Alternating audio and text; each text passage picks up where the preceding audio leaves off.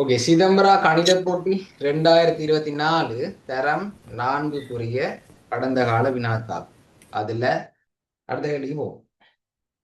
18வது கேள்விக்கு போ. ஓகே, 18வது கேள்வியில என்ன சொல்லியிருக்கு? 10 லிட்டர் கொள்ளளவுள்ள தாங்கி ஒன்று.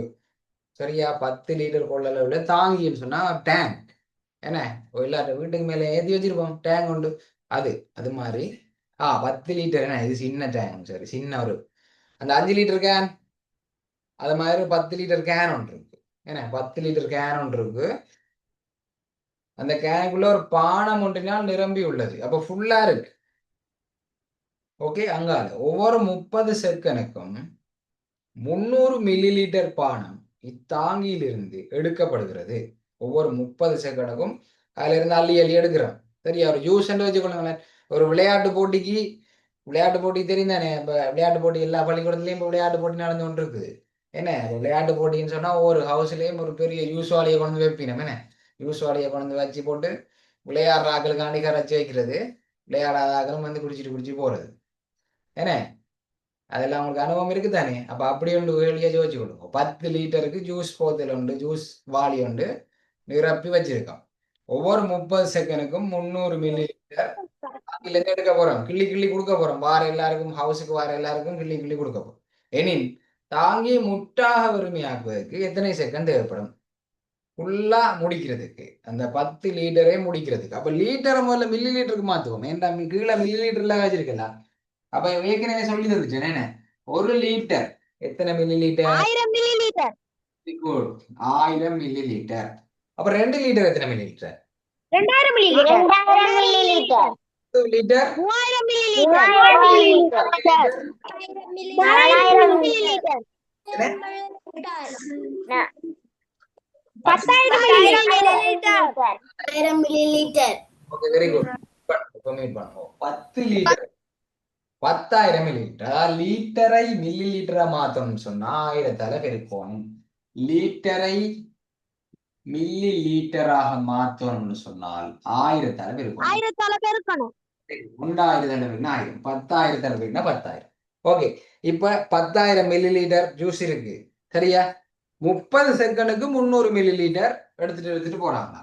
30 செகண்டுக்கு 300 மில்லி லிட்டர் எடுத்தா நம்ம ஒரு செகண்ட்ல எவ்வளவு எடுக்கிறேன்? வா, ஒரு செகண்ட்ல எப்படி காண்றது? மெதட் என்ன? 300 மாறி சொல்லக்கூடாது. என்ன, 300ஐ 30ஆல பிரிப்போம். 300. அப்ப இந்த சைவரை வெட்டுவோம். 30 3ஆல பிரிச்சா எத்தனை? 10 மில்லி லிட்டர். ஒரு செகண்டுக்கு 10 மில்லி லிட்டர் எடுப்பான். ஒரு செகண்டுக்கு 10 மில்லி லிட்டர் போகும். அப்ப 10,000 மில்லி லிட்டர்ல 10,000 மில்லி லிட்டரையும் பெருமையாக்கணும்னு சொன்னா எத்தனை செகண்ட்? அதுக்குள்ள எத்தனை செகண்ட் இருக்குன்னு எப்படி காணும்? 10,000 என்ன செய்யணும்? 10,000 10 மில்லி லிட்டரால பிரிக்கணும். 10 மில்லி லிட்டரால பிரிக்கணும். எத்தனை ஒரு செகண்ட் பாருங்க. இதுல 10,000 10 மில்லி லிட்டர் எடுக்கணும். அப்ப ஒரு செகண்ட் வெட்டலாம். அப்ப 1000 செகண்ட் வேற மேல இருக்கு. என்ன, செகண்ட். அப்ப என்னத்துல கேட்டிருக்கு? நிமிடத்திலேயே மணித்தியாலத்திலேயே கேட்டிருக்காங்க. பெருமையாக்குவதற்கு எத்தனை செகண்ட் தேவைப்படுமா? நல்லதா போயிட்டேன், நமக்கு வேலை வைக்கல. என்ன, செகண்ட்லயே கேட்டிருக்காங்க. அதனால 1000 செகண்ட் சொல்லி போடலாம். நிமிடத்துல கேட்டிருந்தா என்ன செஞ்சிருப்பீங்க? இது நிமிடத்தில் தருக. செகண்ட் அப்படி நிமிடமா மாத்துறது. ஒரு நிமிடத்துல 60 செகண்ட். ஒரு நிமிடத்துல 60 செகண்ட் இருக்கு. ஏன்னா அப்ப நிமிடத்தை செகண்டா மாத்தணும்டா 60ஆல பெருக்கணும். அப்ப செகண்ட நிமிடமா மாத்தணும்னா என்ன செய்யணும்? 60ஆல வகுக்கணும். 60ஆல வகுக்கணும். Very good. 60ஆல வகுக்கணும். அப்ப இதுல ஏன் அப்படி கேட்கணும்னா 60ஆல வகுத்தா மிச்சம் பெறும் போல இருக்கு. அப்ப அவங்க செகண்டோடய விட்டுட்டாங்க. பாவம் தானே பிள்ளைகள்னு சொல்லி போட்டு செகண்டோடய விட்டாங்க. அப்ப விட வந்து 1000 செகண்ட். அப்ப உங்களுக்கு தெரியும், நிமிடத்துல கேட்டாலும் செய்வீங்க. 60ஆல பிரிச்சு செய்வீங்க. என்ன, அதுக்கப்புறம் நிமிடத்தை மணித்தியாலமாக கேட்டாலும் இரும்பு 60ஆல பிரிக்கணும். அதில் நாங்கள் ஏற்கனவே ஒரு நேரம் தொடர்பான கேள்வியில படித்துட்டோம். இப்போ வேகமாக அடுத்த கேள்விக்கு போகும். 19 ஒரு தாயக்கட்ட கேள்வி. என்ன தாயக்கட்ட கேள்வி எங்களை விடாது. பொலிசிப்ளையும் வரும். அங்கால பெரிய பெரிய ஐக்யூ எக்ஸாம் போட்டி பரீட்சை, அரசு வேலைவாய்ப்பு போட்டி பரீட்சைகள்லையும் இந்த தாயக்கட்ட கேள்வி கட்டாயமாக இடம்பெறும். அப்ப என்ன சொல்றாங்க? 19 கேள்வியில ஒரு படம் ஒன்று தந்திருக்காங்க. ஒரு தாயக்கட்டையில ஒரு விரிவு தாயக்கட்டைய விரிச்சிருக்காங்க. என்ன தாயக்கட்டைய விரிச்சிருக்கு.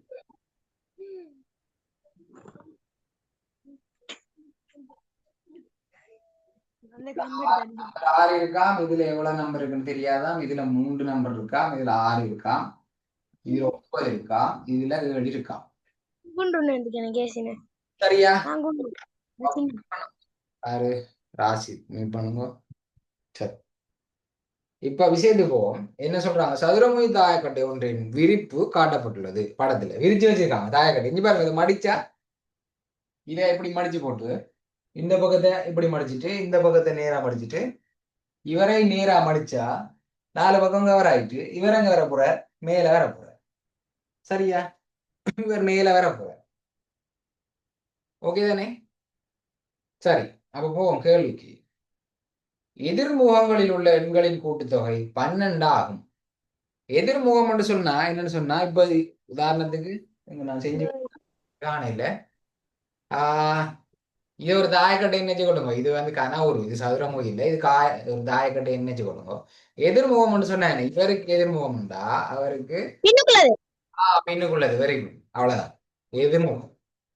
அது மாதிரி இவருக்கு எதிர்முகம் சொன்னா உள்ளது. சரியா? அது மாதிரி இவருக்கு எதிர்முகம் சொன்னா இவர். ஓகே தானே? அப்ப எதிர்முகம் சொன்னா என்ன விளங்கிட்டு தானே? எதிர்முகங்களோட கூட்டுத்தொகை என்னவா இருக்கும்னு சொன்னா 12 இருக்குதா? 12 இருக்குதா? ஓகேவா? சரி, அப்படி இருக்கக்குள்ள அந்த கேள்விக்குறியில என்ன வரணுமா? கேள்விக்குறியில என்ன வரும் என்றதா கேள்வி. அப்ப இங்க பாருங்க, இதுல ஒரு ட்ரிக் ஒன்று சொல்லி தரேன். எதிர்முகம் எப்படி இருக்கும்னு சொன்னா தாயக்கடையில அடுத்த வாரம் 3 பொட்டிகள் எடுத்தோம்னு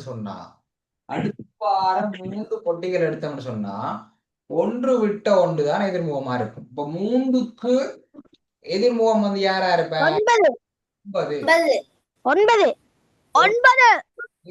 9. சரி, ஒரு பொட்டியை விட்டுட்டு ஒன்று விட்ட ஒன்று, ஒரு பொட்டியை விட்டுட்டு தான் பார்க்கணும். 3க்கு அடுத்ததா இருக்கிறார் 6, அவரை விட்டுட்டு அடுத்த பொட்டியை பார்க்கணும்.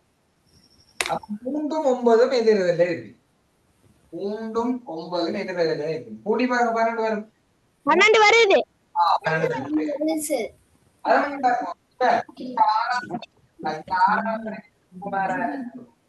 ஆறு.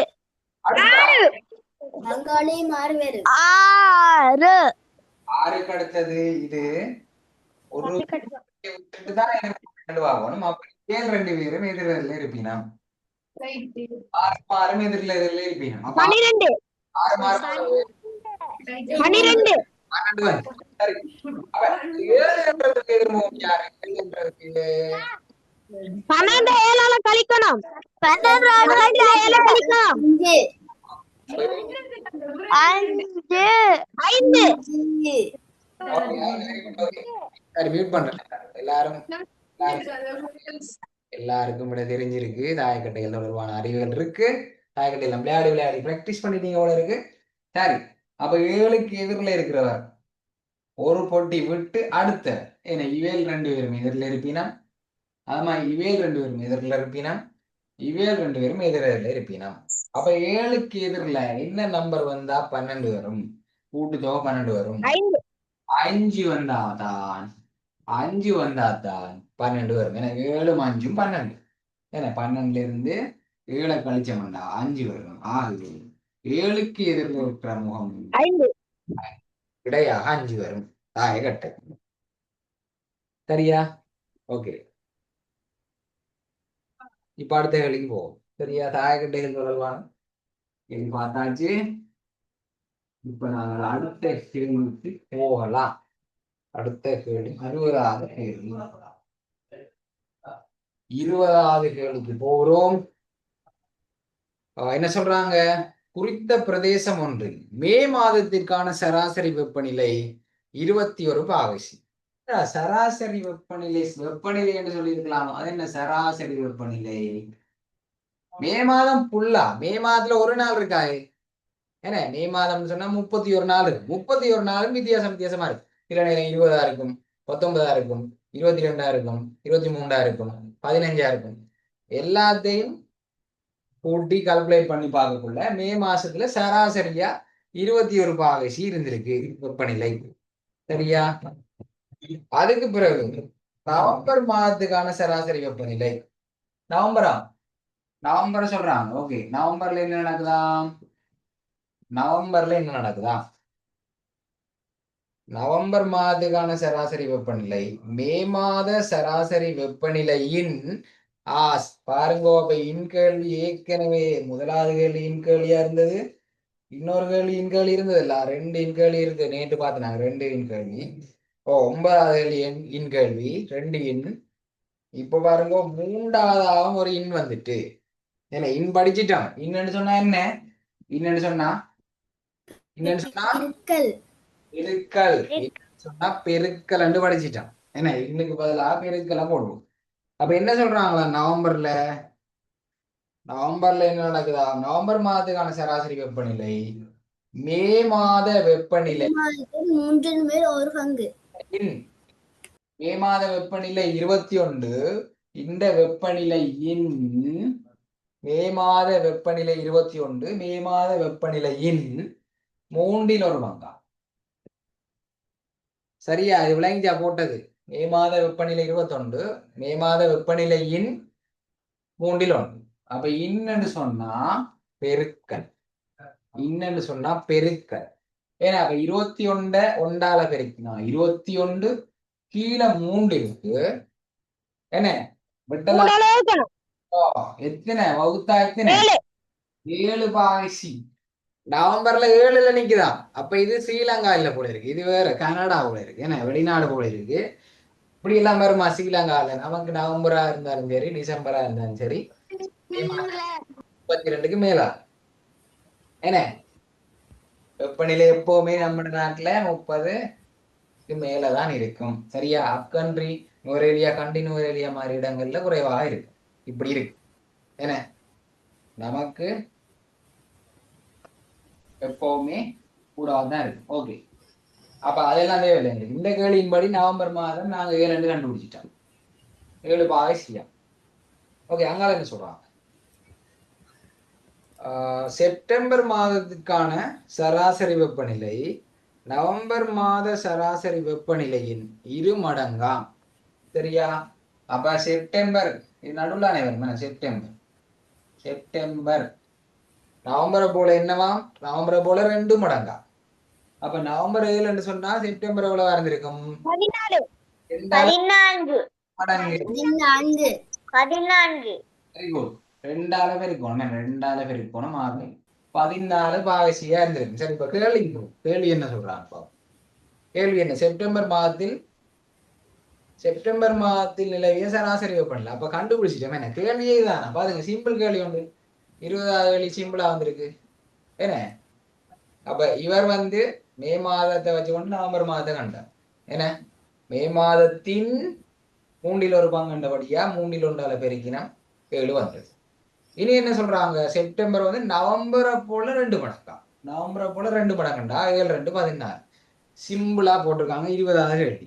அப்ப முன்னுக்கு 2 மினக்கட்டு செய்யாம விட்டவருக்கு 20வது கேள்வியில இருக்கிற அந்த 4 மார்க்ஸ் கிடைக்காம போகுது. என்ன 15வது கேள்வி 45 நிமிஷம் 15 கேள்வி செஞ்சீங்கன்னு சொன்னா இந்த 17வது கேள்வி எவ்வளவு சிம்பிளா இருந்தது, 20வது கேள்வி எவ்வளவு சிம்பிளா இருந்தது. அப்ப உங்களால செய்யக்கூடிய கேள்விகளை செய்து போட்டு திரும்ப ஒரு ரவுண்ட் வாங்குவோம். திரும்ப ஒரு ரவுண்ட் வரக்குள்ள விடுபட்ட கேள்விகளை எழுதலாம். சரியா? அந்த இடத்துல நின்று கொண்டு யோசிச்சு கொண்டு இருக்கலாம். ஓகே, எண்கோளங்கள் 21வது கேள்வி எண்கோளம். என்ன இந்த எண்கோளம் நாங்க ஏற்கனவே படிச்சுட்டோம். நான் மறுபடியும் சொல்றேன். அப்ப நாங்க சதுர எண்கள் படிப்பிச்சினான், கணம் படிப்பிச்சினான், என்ன சதுர எண்களும் கனவும் படிப்பிச்சினான். ஒரு வகுப்புல சதுர எண்களும் கனவும் படிப்பிச்சினான். வகுப்பு வராத ரெக்கார்டிங் அனுப்பியிருக்கு. அப்ப இதை பார்த்தோன்னே உங்களுக்கு ஞாபகம் வரும். என்ன இனி சதுர எண்கள் படிப்பிச்சிட்டேன்ல. சதுர எண்கள் ஒன்றிட வர்க்கம் எவ்வளவு? ஒன்றிட வர்க்கம் எவ்வளவு? ஒன்றிட வர்க்கம் எவ்வளவு? ஒன்று ஒன்றுதான். என்ன ஒன்று ஒன்று ஒன்றை ஒன்றாலே பெருக்கணும். அப்போ ஒன்று. ரெண்டிட வர்க்கம் எவ்வளவு? ரெண்டிட வர்க்கம் நாலு ரெண்டால பெருக்கும். 4 தர ரெண்டா? ரெண்ட 2 தரம் பெருக்கணும். ரெண்ட 2 திரும்ப திரும்ப பெருக்கும். ரெண்ட 2 தரம் பெருக்கணும். அப்ப 4. மூன்றிட வர்க்கம் உண்டா? அவ்வளவு மூன்றிட ஒன்பது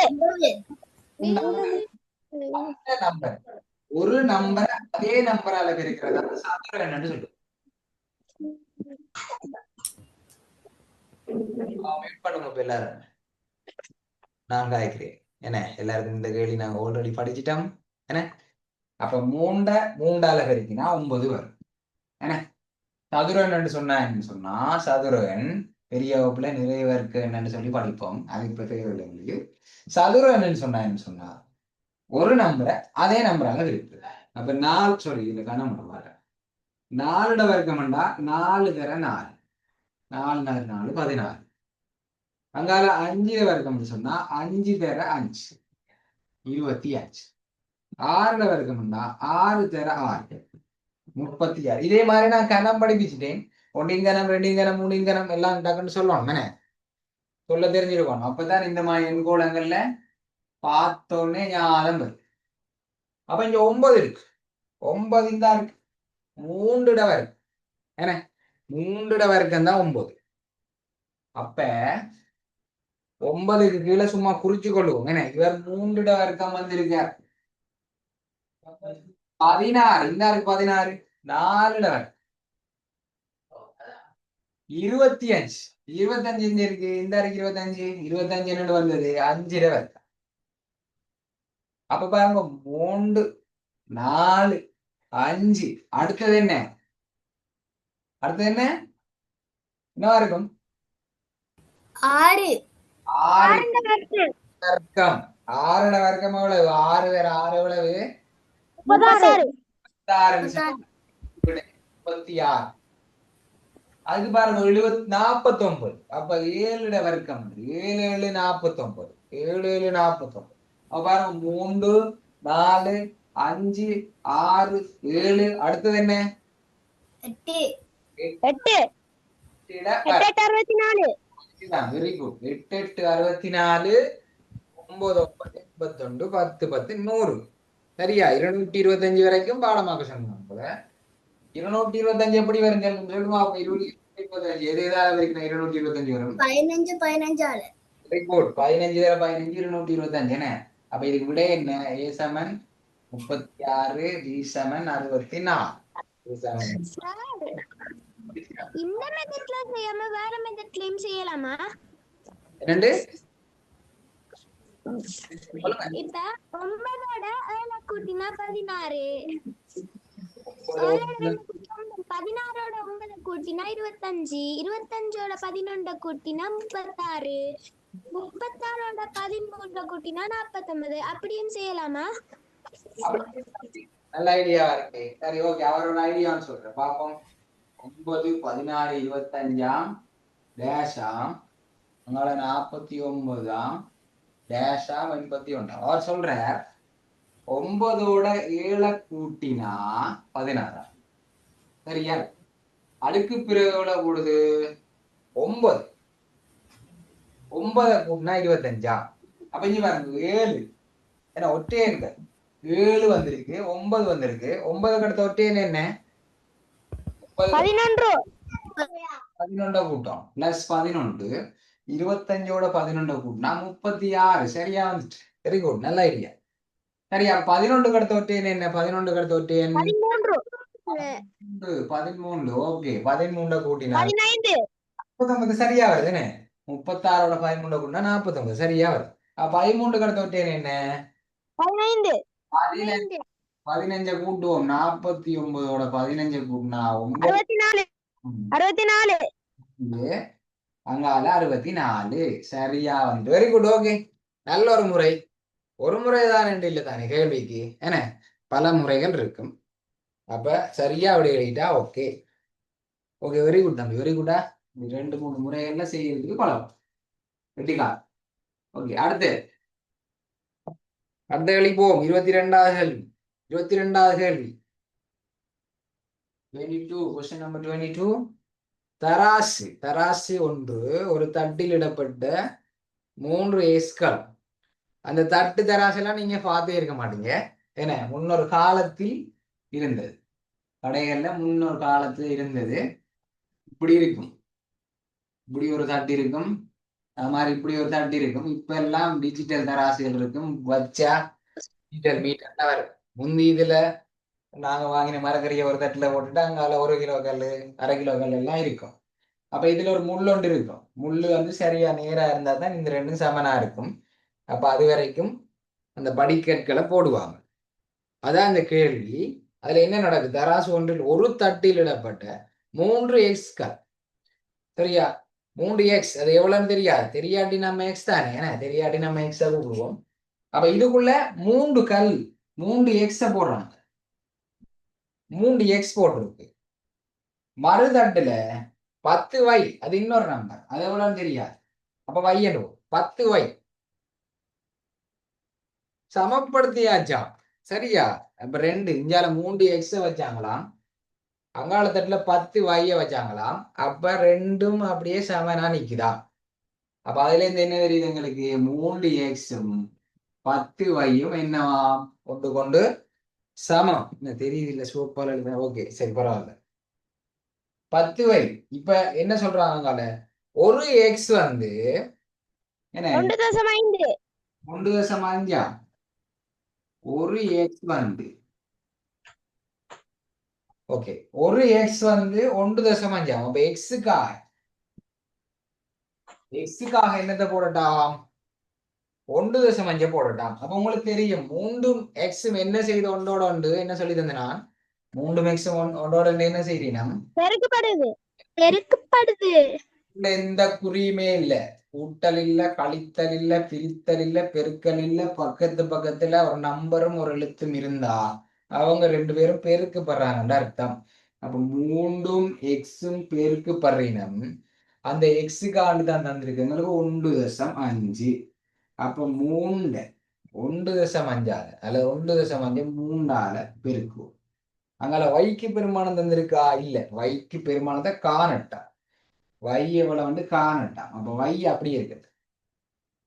அப்ப 1.5 3ஆல பெருக்கினால் 1.5 பெருக்கினா 3 5 15 5 ஒரு மிச்சம் தசம். தசத்தை அப்படியே போடும். தசம் 3 3 3 3 4. அப்ப 4.5 வருது. இங்கால 10 வையும் பெருக்கப்படுது. என்ன 10 வையும் பெருக்கப்படுறீங்க. அப்ப பெருக்கப்படுறவர் அங்கால வந்தா என்ன செய்வார்னு சொல்லி தந்திருக்கேன் உங்களுக்கு. பிரிபடுவார். அப்ப வை தனியா விட்டுட்டு வர போறாரா? வை தனியே இருக்கு. என்ன வைய தனியா விட்டு போட்டு, என்ன வைய தனியா விட்டுட்டு இந்த 10 இஞ்சால வர போற வந்து பிரிவிட போற. இஞ்சால வந்து பிரிவிட போற. அங்கால ஏற்கனவே 4.5 நிக்கிறார். கீழே 10 வந்து பிரிவிட போகுது. அப்ப 10ஆல பிரிக்கிறதுக்கு நான் உங்களுக்கு ஷார்ட்கட் ஒன்று சொல்லி தந்திருக்கேன். என்ன தசம் என்ன செய்யும்? பிரிக்கக்குள்ள முன்னுக்கு போகுமா பின்னுக்கு போகுமா?